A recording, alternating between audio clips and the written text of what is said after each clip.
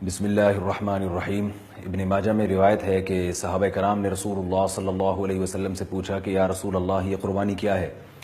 آپ صلی اللہ علیہ وسلم نے ارشاد فرمایا سنت ابیکم ابراہیم، یہ تمہارے والد ابراہیم کی سنت ہے۔ صحابہ نے پوچھا ہمارے لیے اس میں کیا ہے؟ آپ صلی اللہ علیہ وسلم نے فرمایا ہر بال کے بدلے میں ایک نیکی۔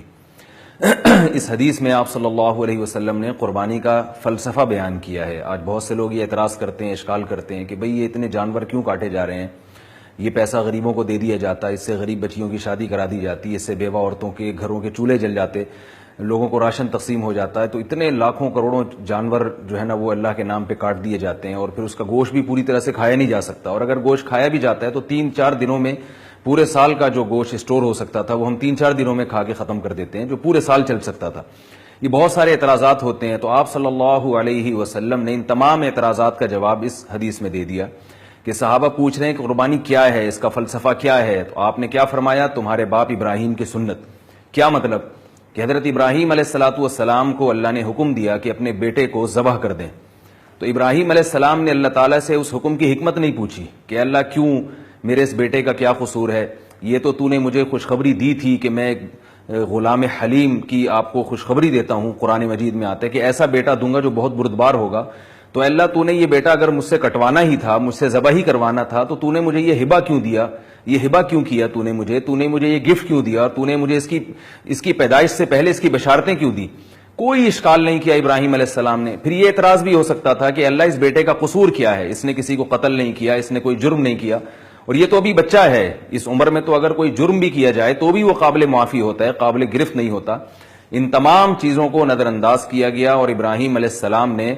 اللہ کے حکم کو پورا کرتے ہوئے کوئی چون و چرا نہیں کی، اور فرمایا کہ میں اپنے بیٹے کو ذبح کروں گا۔ بیٹے کو کہا،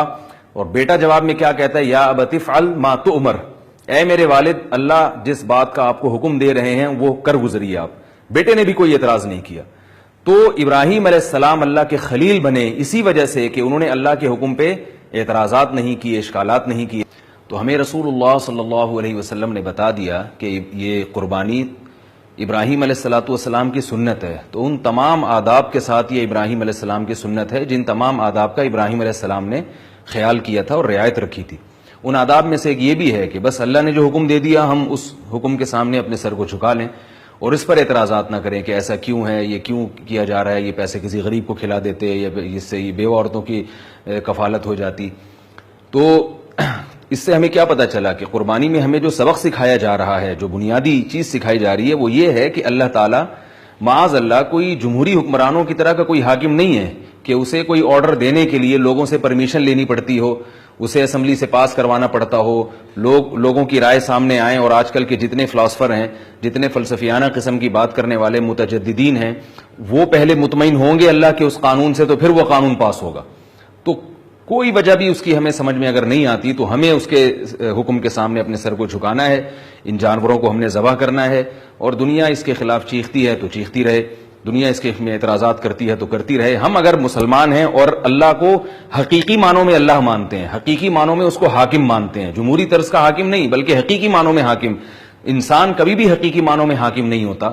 حقیقی معنی میں حاکم صرف اور صرف اللہ کی ذات ہے۔ تو ہمیں قربانی میں یہ سکھایا جا رہا ہے کہ اللہ واحد حقیقت میں ہمارا حاکم ہے، ہمارا رب ہے، ہمارا خدا ہے اور ہمارا پروردگار ہے، ہمیں اس کے حکم کے سامنے سر جھکانا ہے۔ اور دیکھیں ایک حکمت کی بات ہمیں یہ بھی پتہ چلتی ہے کہ ابراہیم علیہ السلام نے اپنے بیٹے کو ذبح کرنے کے لیے لٹایا، مگر نتیجہ کیا نکلا؟ بیٹا ذبح نہیں ہوا، بلکہ اسی بیٹے کی اولاد میں اللہ نے جتنی برکت دی، ابراہیم علیہ السلام کے کسی دوسرے بیٹے کی اولاد میں اللہ نے اتنی برکت نہیں دی۔ اسی میں محمد صلی اللہ علیہ وسلم پیدا ہوئے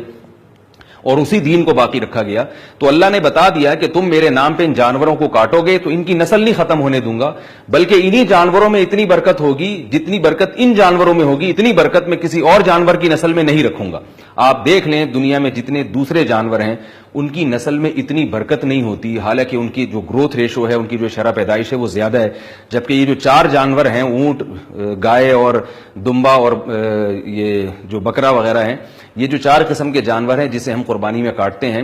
یہ سال میں پیدا کتنے ہوتے ہیں، ان کا گروتھ ریشو کتنا کم ہے، لیکن آپ دیکھیں ان میں برکت کتنی اللہ نے رکھی ہے۔ پورے سال کٹتے ہیں، قربانی میں کٹتے ہیں، مینا میں کٹتے ہیں، عقیقے میں کٹتے ہیں، اس کے باوجود اللہ نے اس میں اتنی برکت رکھی ہے کہ آپ کو ان جانوروں کی نسل کبھی بھی کم ہوتی اور ختم ہوتی نظر نہیں آتی. تو یہ بھی ہمیں سبق ملتا ہے کہ جب تم اللہ کے حکم کے سامنے سر جھکاؤ گے، جیسے جیسے وہ کہہ رہا ہے ویسے ویسے کرتے رہو گے، تو تمہیں جو خطرات نظر آتے ہیں وہ خطرات سے اللہ تمہیں دوچار نہیں کرے گا، بلکہ اللہ اپنی قدرت اور طاقت کو استعمال کرے گا اور اسی حکم میں اللہ تعالیٰ تمہارے لیے برکتیں رکھ دے گا. تو اللہ سے ہمیں ڈرنا نہیں چاہیے شریعت کے کسی حکم کو فالو کرتے ہوئے. ہمیں لگتا ہے کہ یہ ہو جائے گا وہ ہو جائے گا، اللہ فرماتے ہیں کہ کچھ نہیں ہوگا، اس لیے کہ میں رب ہوں، میں حاکم ہوں، میں وہ خطرات سے تمہیں دوچار نہیں ہونے دوں گا جن خطرات سے تم ڈرتے ہو، اس لیے کہ تم میرے حکم کو فالو کر رہے ہو. تو یہ کیسے ہو سکتا ہے کہ آپ اللہ کے حکم کو مان کے چلیں اور آپ کو فائدے کے بجائے نقصان ہونا شروع ہو جائے؟ اللہ تعالی ہمیں سمجھنے کی، عمل کی توفیق عطا فرمائے.